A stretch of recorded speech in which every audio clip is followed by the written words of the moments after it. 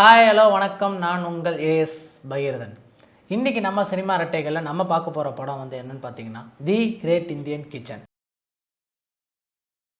தி great Indian kitchen இந்த படம் பார்த்தீங்கன்னா ஆர் கண்ணன் அவரோட டைரக்ஷனில் ஐஸ்வர்யா ராஜேஷ், ராகுல் ரவீந்திரன், அது போக யோகி பாபு, இந்த மாதிரி வந்து நிறைய பர்பல கேரக்டர் வந்து இந்த படத்தில் வந்து நடிச்சிருக்காங்க.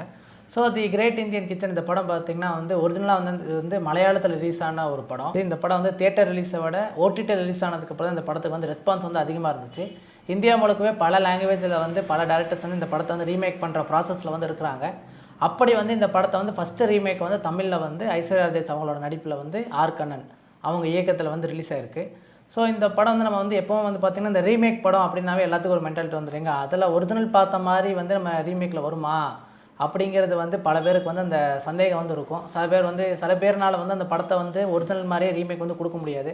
ஒரு சில டேரக்டர்ஸ் தான் வந்து அதை வந்து ஒரிஜினல் வந்து அப்படியே வந்து கொடுப்பாங்க. அந்த விஷயத்தில் வந்து நம்ம டேரக்டர் ஆர் கண்ணன் வந்து அந்த சக்ஸஸ் பண்ணி அந்த ரீமேக்கு வந்து எப்படி ஒரிஜினல் படத்தை பார்த்து ஒரிஜினலாக ஃபஸ்ட் டைம் அந்த படத்தை பார்க்கும்போது எல்லாத்துக்கும் எப்படி ஃபீல் ஆச்சோ அதே ஃபீலை வந்து அப்படியே வந்து தமிழில் ரீமேக் பார்க்குறவங்களும் கொடுக்குற மாதிரி ஒரு வெற்றிகரமான ஒரு படத்தை வந்து கொடுத்துருக்காரு. அதே மாதிரி வந்து ஃபஸ்ட் டைம் வந்து அந்த படம் வந்து மலையாளத்தில் ரிலீஸ் ஆனதுனால கேரளாவில் இருக்கிற பொண்ணுங்க, அந்த மாதிரி வந்து கேரளாவில் இருக்கிற லேடிஸ், மேரேஜ் ஆன கப்புள்ஸ், அவங்களோட லைஃப் ஸ்டைலில் வந்து அந்த படம் இருந்தது போது இது தமிழ் அப்படிங்கும்போது அது அப்படியே அந்த கதை எதுலேயுமே வந்து பிசுறு தட்டாமல் அந்த கதை கருவும் அந்த கதையோட கான்செப்ட் எதுவுமே வந்து மாறாமல் அப்படியே கொண்டு வந்து தமிழ்நாட்டில் இருக்கிற ஒரு ஹவுஸ் ஒய்ஃபுக்கு வந்து என்ன பிரச்சனை வருது அப்படிங்கிறத அந்த உள்ளே மாற்றினாலும் அந்த கதைக்கு வந்து எந்த ஒரு டிஸ்டர்பும் இல்லாமல் அந்த படத்தை வந்து கொடுத்ததில் வந்து ஒரு பெரிய ஜாபே பண்ணியிருக்காரு. அதுக்கு அவருக்கு வந்து ஒரு பெரிய பாராட்டுகளே கொடுக்கலாம். அதே மாதிரி ஐஸ்வர்யா ராஜேஷ் வந்து இப்போ வந்து சொல்லப்போனால் வந்து இப்போ வந்து ஐஸ்வர்யா ராஜேஷை வந்து நம்ம வந்து லேடிஸ் விஜய் சேதுபதினு சொல்லலாம். ஏன்னா ஒரு கட்டத்தில் வந்து விஜய் சேதுபதி அவர் தான் வந்து ஒரே வருஷத்தில் வந்து 5 படம் 6 படம் வந்து கிட்டத்தட்ட வந்து எங்கே திரும்பினாலும் விஜய் சேதுபதி தான் மாதிரி வாரத்துக்கு ஒரு படம் மாதத்துக்கு ஒரு படம் ரிலீஸ் பண்ணிக்கிட்டே இருந்தார். இப்போ பார்த்தீங்கன்னா ஐஸ்வர்யா ராஜேஷ் அந்த மாதிரி தான் பண்ணிருக்காங்க. ஒரு ஃபீமேல் லீடு கேரக்டர் வந்து இத்தனை படம் வந்து அவங்க வந்து எப்படின்னா வந்து ஒரு படத்தில் ஹீரோயின் மட்டும் இல்லாமல் அவங்களே மெயின் கேரக்டராகவே கிட்டத்தட்ட வந்து 3-4 படம் லைனாக வந்து ரிலீஸ் பண்ணிக்கிட்டே இருக்காங்க. இன்னும் ஏகப்பட்ட படம் ரிலீஸ் பண்ண போகிறாங்கிறாங்க. ஸோ அவங்களோட வளர்ச்சி வந்து ஒரு மிகப்பெரிய வளர்ச்சி. அதுக்கு வந்து நம்ம கண்டிப்பாக வந்து பாராட்டுகளை கொடுக்கணும். அது போக அதுக்கேற்ற மாதிரி அவங்க வந்து ஒரு சிறந்த நடிகைன்னு சொல்லலாம். ஏன்னா அவங்களோட கேரக்டர் அவங்க படம் சூஸ் பண்ணுற படங்களாக இருக்கட்டும், இல்லை அவங்களோட கேரக்டர் ரோலாக இருக்கட்டும், என்றைக்கு வந்து அவங்க நடிக்கிற படத்தில் வந்து ஒரு சும்மா வந்துட்டு போகிற டான்ஸுக்கு வந்துட்டு போகிற ஹீரோயினியாக மட்டும் இல்லாமல் அவங்க படத்தில் வந்து அவங்களுக்குன்னு ஒரு தனி கேரக்டர் ஒரு ஆர்க் இல்லாமல் அவங்க படம் வந்து சூஸ் பண்ணல. அது மாதிரி ஒரு பர்டிகுலராக சூஸ் பண்ணி தான் அவங்க இது வரைக்கும் படங்கள் வந்து நடிச்சிட்டு இருக்கிறாங்க. இனிமேல் அதே மாதிரி படங்களே அவங்க நடிச்சிட்டு இருந்தாங்கன்னா கண்டிப்பாக அவங்க இன்னொரு அவங்க சக்ஸஸ் வந்து பெரிய அளவில் வளர்ந்துட்டே போகும். அது வந்து எல்லாம் தெரிஞ்ச ஒரு விஷயந்தான். ஸோ இந்த படத்தில் வந்து அவங்க வந்து ஒரு சாதாரண ஒரு ஹவுஸ் ஒய்ஃப் அப்படிங்கிற கேரக்டருக்கு வந்து தன்னை முழுசாகவே வந்து மாற்றிக்கிட்டு அதுக்கு ஏற்ற மாதிரியே வந்து அவங்க மூவ் பண்ணியிருக்காங்க. ஸோ இந்த கிரேட் இந்தியன் கிச்சன் இது என்ன கதை, இதுக்கு முன்னாடி மலையாளத்தில் வந்து இந்த படத்தை வந்து பார்க்காதவங்க இப்போ தான் ஃபஸ்ட் டைம் நான் போய் பார்க்க போகிறேன் அப்படிங்கிறது இது என்னடா கான்செப்ட்டு அப்படின்னு பார்த்தீங்கன்னா, ஒரு டான்ஸ் ஸ்டூடெண்ட் வந்து எப்படியாச்சும் வந்து பெரிய லெவலில் டான்ஸில் வந்து சாதிக்கணும், ஒரு டீச்சர் ஆகணும், டான்ஸில் வந்து தன்னோட திறமையை வந்து வெளிப்படுத்தணும் அப்படின்னு நினைக்கிற ஒரு பெண், அவங்களுக்கு வந்து ரொம்ப வந்து கலாச்சாரமான ஒரு குடும்பத்தில் வந்து கல்யாணம் பண்ணி வைக்கிறாங்க. ஸோ அந்த கல்யாணம் ஆகிட்டு அவங்க வீட்டுக்கு போனதுக்கப்புறம் அவங்க வீட்டில் வந்து அந்த வீடு வந்து ரொம்ப கலாச்சாரம்னா வந்து எப்படின்னா பொண்ணுங்க வந்து படிக்கக்கூடாது, பொண்ணுங்க வந்து வேலை பார்த்தா வந்து வீட்டுக்கு கௌரவம் இல்லை, இந்த மாதிரி வந்து ஒரு பேக்வேர்ட் மைண்டட் இருக்கிற ஒரு ஃபேமிலிக்கு வந்து மேரேஜ் ஆகிட்டு போனோன்னா அவங்க வந்து என்ன பண்ணுறாங்கன்னா, நீங்கள் வந்து பொண்ணுங்க வந்து வேலைக்கு போகக்கூடாது, நீங்கள் வந்து வீட்டில் தான் இருக்கணும்னு சொல்லிட்டு இவங்களோட டான்ஸ் அந்த கனவு மொத்தத்தையும் வந்து அடக்கி அவங்கள வந்து வீட்டு கிச்சனுக்குள்ளேயே வந்து பூட்டி வைக்கிறாங்க. ஸோ அதிலேருந்து அவங்க வந்து வெளியே வராங்களா, இதை எதிர்த்து போராடுறாங்களா, இல்லை அப்படியே கிச்சன்லேயே போயிடுறாங்களா அப்படிங்கிறது தான் வந்து இந்த படத்தோட வந்து ஒரு ஷார்ட் சிங்கிள் லைன் சொல்லலாம். ஸோ இப்படி இருக்கும்போது இந்த படத்தில் வந்து ஐஸ்வர்யா ராஜேஷ் தான் வந்து அவங்க தான் ஹீரோயினி. ஸோ அவங்க தான் வந்து அந்த பெண் அந்த கேரக்டர் பண்ணியிருக்காங்க. ஸோ இந்த படத்தில் வந்து ராகுல் ரவீந்திரன் அவர் தான் வந்து இந்த ஹஸ்பண்ட் கேரக்டர் பண்ணியிருக்காரு ஐஸ்வர்யா ராஜேஷுக்கு. ஸோ வந்து அவர் மூஞ்சே வந்து ரொம்ப பால் வெடிகிற மூஞ்சா மாதிரி இருக்கும். பட் இப்படி இருக்கிறவங்க வந்து இவ்வளோ கிரிமினலாக யோசிப்பானா அப்படிங்கிற மாதிரி தான் வந்து இந்த படத்தில் வந்து அவர் நடிச்சிருக்காரு. அதே மாதிரி தான் இந்த மாமனார் கேரக்டர் வந்தவங்க எல்லாருமே வந்து இந்த படத்தோட வந்து பேசிக் பார்த்திங்கன்னா, இந்த படத்தில் யாரா வில்லன் அப்படின்னு பார்த்தீங்கன்னா, இந்த சொசைட்டி இப்படி தான் இருக்கணும், பெண்கள்னால் இப்படி தான் இருக்கணும் அப்படின்னு யோசிச்சுட்டு இருக்கிற எல்லா ஆம்பளைங்களும் இந்த படத்தில் வில்லன்க தான். அதே மாதிரி அந்த சொசைட்டியை பிரேக் பண்ணி நாங்களும் வந்து வளருவோம் அப்படின்னு பாடுபடுற எல்லா லேடிஸும் வந்து இந்த படத்தோட வந்து ஹீரோயின் தான் சொல்லலாம். இந்த படத்தோட கதையை அப்படி தாங்க இருக்கும். எப்படின்னா வந்து இந்த படத்தில் வந்து நிறைய வாட்டி வந்து மென்ஷன் பண்ணியிருப்பாங்க, வீட்டை வந்து பார்த்துக்கிறது வந்து பெண்கள் தானேன்னு.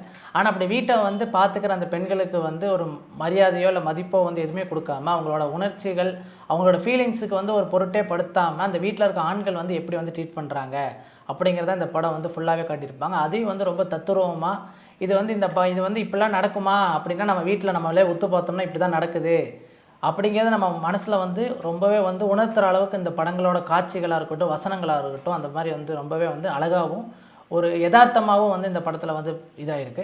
அதே மாதிரி வந்து இந்த படத்தில் நடிக்கிற கேரக்டர்ஸ் இருக்கட்டும், அவங்களோட கேரக்டர் வந்து இந்த படத்தோட முதல் வெற்றிக்கு காரணம் என்னென்னா வந்து டேரக்டர் வந்து அந்த கேரக்டர் ஒவ்வொருத்தையும் சூஸ் பண்ண விதம் தான் வந்து, ஏன்னா அவங்க எல்லாருமே வந்து அந்த கேரக்டர் வந்து ரொம்ப பர்ஃபெக்டாக பண்ணிட்டாங்க. யாருமே வந்து கேரக்டரை விட்டு வெளியே போகாமையோ, இல்லை வந்து அவங்களோட கேரக்டர் டைலாக்லாம் வந்து நம்பகத்தன்மையாகவே இல்லாமல் அவங்களோட கேரக்டர்ஸ்லாம் வந்து அவங்க ரொம்ப ஸ்பெசிஃபிக்காக பண்ணாங்க. குறிப்பாக சொல்லப்போனால் யோகி பாபா அவர் வந்து கிட்டத்தட்ட ஒரு 5-4 நிமிஷம் தான் வராரு. பட் 5-4 நிமிஷம் வந்தாலும் அந்த கேரக்டரில் அவர் சொன்ன வசங்களாக இருக்கட்டும், இல்லை அவர் பண்ண காமெடிஸாக இருக்கட்டும், படம் முடிஞ்சதுக்கப்புறமாவும் நம்ம மனசில் நிற்கிற மாதிரி ஒரு இதை வந்து கொடுத்துட்டு போயிருக்காரு. ஒரு இம்பேக்டை வந்து கொடுத்துட்டு போயிருக்காருன்னு சொல்லலாம்.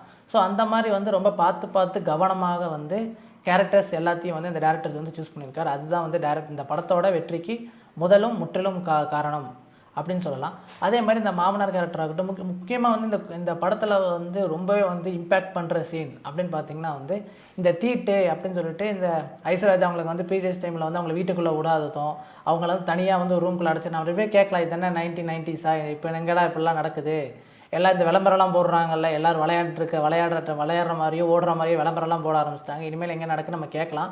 பட் வந்து அது வந்து உங்கள் வீட்டில் நடக்காமல் இருக்கலாம். பட் நீங்கள் உங்கள் 10 வீடுக்கு தள்ளி போய் பார்த்தீங்கன்னா கண்டிப்பாக அந்த வீட்டில் அந்த மாதிரி நடக்கும். அதுதான் வந்து இந்த படத்தில் வந்து சொல்லியிருந்தாங்க. என் வீட்டில் இப்படி நடக்குது இல்லையே, நான் எதுக்கு இந்த படத்தில் ஏன் இப்படிலாம் சொல்கிறாங்க நீங்கள் கேட்டிங்கன்னா 10 வீடு தள்ளி போய் பாருங்கள், கண்டிப்பாக நடக்கும். ஐ மீன் இந்த படத்தோட மெயின் அவங்க சொல்ல வரதே அதுதான். உங்கள் வீட்டில் நடக்காட்டியும் இன்னமும் 10 வீட்டுக்கு ஒரு வீடு வந்து இதே மாதிரி தான் வந்து ட்ரீட் பண்ணிகிட்டு இருக்கிறாங்க அப்படிங்கிற விஷயத்தை தான் இந்த படம் வந்து நம்மளுக்கு ஃபஸ்ட்டு வந்து சொல்லுது. அதுதான் வந்து நம்ம எல்லாருமே வந்து நம்ம மைண்டில் வந்து ஃபஸ்ட்டு ஏற்றிக்கணும். ஸோ இந்த படத்தில் வந்து ரொம்பவே வந்து இம்பேக்டட் இன்னொன்று சீன் பார்த்திங்கன்னா வந்து டேபிள் மேனர்ஸ். இதில் வந்து அந்த குறிப்பாக அந்த ஸ்பீக் அதிலே வந்து ஒரு சீன் வந்து ரிலீஸ் ஆச்சு. ஏன்னா வந்து ஹோட்டலில் வந்து குப்பையெல்லாம் அழகாக எடுத்து ஓரமாக ஒதுக்கி டீசெண்டாக வைக்கிறவன் அவனோட வீட்டில் வந்து கண்ட மணிக்கு வந்து சாப்பாடு அப்படியே மேய்ஞ்சி போட்டு போயிடுவான். அதுதான் வந்து ஹஸ்பண்ட் பண்ணுவாங்க. இதை வந்து கேட்டதுக்கு வந்து ரொம்பவே வந்து கோவப்பட்டு இது என் வீடு, நான் அப்படி தான் பண்ணுவேன் அப்படிங்கிற மாதிரி வந்து ஹஸ்பண்ட் ட்ரீட் பண்ணுறது நிறைய வீட்டில் இதுதான் நடக்குது. வந்து ஆம்பளைங்க வந்து சாப்பிட்றாங்க, ஹஸ்பண்டாக இருக்கட்டும் அப்பாவாக இருக்கட்டும் யாராக இருந்தாலும் ஆம்பளைங்க வந்து சாப்பிட்றாங்க. பட் சாப்பிட்டு அவனோட தட்டை அவங்களே கழுவி வைக்கிறது வந்து இல்லை நான் ஏன் கழுவணும், அதுக்கு தான் வீட்டில் இருக்க லேடிஸ் இருக்காங்கன்னு.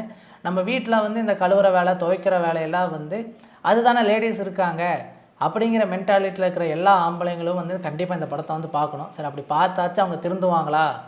வீட்டில் என்ன தான் நம்ம சாப்பிட்ட தட்டை நம்மளே கழுவ கஷ்டப்படுறோமே, நம்ம வீட்டில் இருக்க பெண்கள் வந்து அதை எப்படி கழுவுவாங்கங்கிற மென்டாலிட்டி வந்து அப்போவாச்சும் அவர் மைண்டில் வந்து ஏறணும். அதுக்காக இந்த மாதிரி இருக்கிற எல்லாத்துக்கும் உங்கள் பக்கத்து வீட்டுக்காரங்க யாராச்சும் இப்படி இருந்தாங்கன்னா அவங்கள கூப்பிட்டு ஃபஸ்ட்டு இந்த படத்துக்கு போய் காட்டுங்க.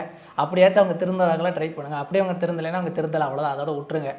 ஸோ இதே மாதிரி தான் இந்த படத்தில் வந்து இந்த மாதிரி வந்து ஒரு சின்ன விஷயங்கள் வந்து நம்ம தப்புனே சில வீட்டில் வந்து இது தப்புனே தெரியாமையே பண்ணிகிட்டு இருப்பாங்க. ஏன்னா வந்து எல்லாருக்கும் வந்து இது எல்லோரும் எங்கள் அப்பா இப்படி தானே பண்ணார், நானும் இப்படி தானே பண்ணுறேன் அப்படிங்கிற மாதிரி இதில் என்ன தப்பு இருக்குது அப்படின்னு சில பேர் அது வந்து ஒரு தப்புனே தெரியாமல் இதை பண்ணுறவங்க நிறைய பேர் இருக்காங்க. அந்த மாதிரி ஆளுங்களாம் கண்டிப்பாக இந்த படத்தை பார்த்ததுக்கப்புறம் நம்ம பண்ணுற தப்புன்னு வந்து திருந்துவாங்க நான் நம்புகிறேன். நீங்களும் அது மாதிரி நம்பினீங்கன்னா கமெண்ட் பாக்ஸில் கண்டிப்பாக போடுங்க. ஸோ மொத்தத்தில் வந்து இந்த படம் வந்து பார்த்திங்கன்னா வந்து இந்த படம் வந்து ஒரு என்டர்டெயின்மெண்ட் மூவி அப்படிங்கிறத தாண்டி நம்ம எல்லாத்தையும் வந்து சிந்திக்க வைக்கிற மூவியாக இருக்குது. ஏன்னா வந்து இந்த படத்தில் வந்து ஐஸ்வர்யா ராஜ் அவங்க டைலாக் இருக்கட்டும், இல்லை கடைசியில் வந்து அவங்க பொறுமை இழந்து அவங்க என்ன பண்ணுறாங்க அப்படிங்கிற விஷயங்கள்லாம் வந்து நம்மளை சிந்திக்க வைக்கிறது தான் ஒரு தத்ரூபமாக இருந்தது. இதுதான் இந்த படத்தோட மிகப்பெரிய வெற்றி அப்படின்னு சொல்லலாம்.